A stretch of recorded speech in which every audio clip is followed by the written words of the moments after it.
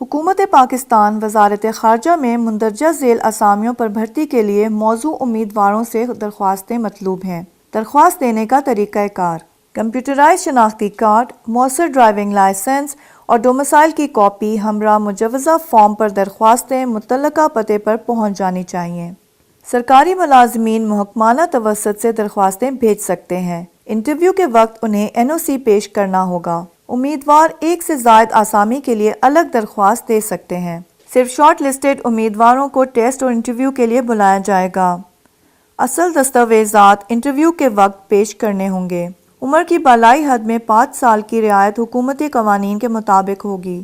وزارت خارجہ امور درخواست فارم میں فراہم کردہ معلومات کی تصدیق کرے گی۔ غلط، جعلسازی اور بوگس دستاویزات ہونے کی صورت میں وزارت خارجہ امور کسی بھی مرحلے میں امیدواری منسوخ کرنے اور امیدوار کے خلاف قانونی کارروائی کا حق رکھتی ہے۔ وزارت خارجہ امور کو کسی بھی مرحلے پر بغیر بتائے بھرتی کا عمل جزوی یا مکمل طور پر منسوخ کرنے کا حق حاصل ہے۔ خواتین، اقلیتیں اور معذور امیدواران کی حوصلہ افزائی کی جائے گی۔ درخواست جمع کروانے کی آخری تاریخ 18 فروری 2019 ہے۔ روزگار کے بہترین مواقعوں سے باخبر رہنے کے لیے ہم سب .TV کو سبسکرائب کریں۔ نیو جابز کے لیے دیکھتے رہیں ہم سب TV۔